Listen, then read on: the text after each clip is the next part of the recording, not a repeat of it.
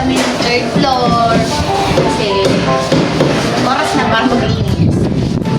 Napagdesisyonan ko maglinis kasi off naman ako ngayon. Tapos, para healthy rin. Kasi syempre, may mga singit-singit yan. Third floor yan, yung hangin yan. Sobrang dami naming nakuha dyan ng mga alikabok. Sa singit-singit. Tapos yung bintana, pinunasan ko yan para malinis din. Kasi tatlo silang natutulog dyan. Si Nanay Mary, si Ate Precious, at saka si Kuya Zik. Eh, pag may mga trabaho din kami mag-asawa, yung dalawang maliit, si Ezra at saka si Jordan, natutulog din sila dyan. Ngayon kasi, naging tambakan na siya. Dati kasi sa looban yan banda. Kasampayan lang talaga siya dyan, hanggang dyan sa dulo. Eh, nalagyan na ng yero, kaya hindi na rin namin sinasampayan dyan banda sa may, ano dyan, sa may bubong na semento. Dyan na lang sa may bubong na may yero. Kasi wala pang yero nga noon. Tapos, ano siyang dati, inuman din yan dyan. May mga kaibigan kami dyan nagiinom, tas nakatingin kami sa langit kasi maganda pag gabi dyan eh. Sa ngayon kasi, 12 na kami dyang tao sa bahay.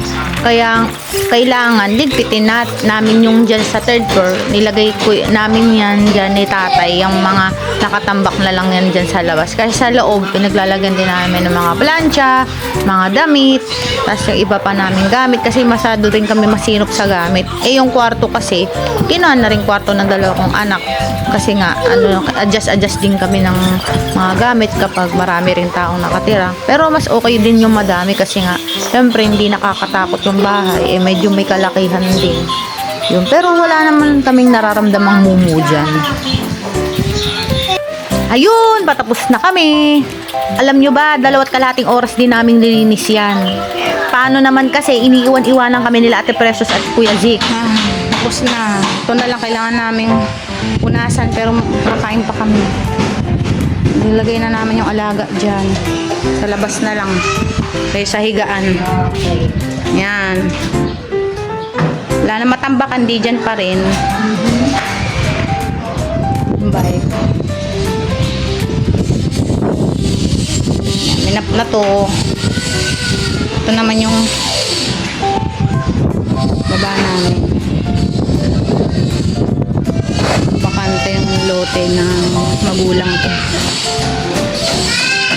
Ito naman, dati kaming walang kapitbahay.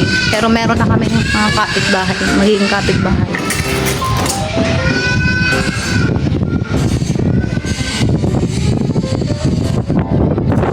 So, ayun lang po ang chismis ko sa aming third floor. Bye!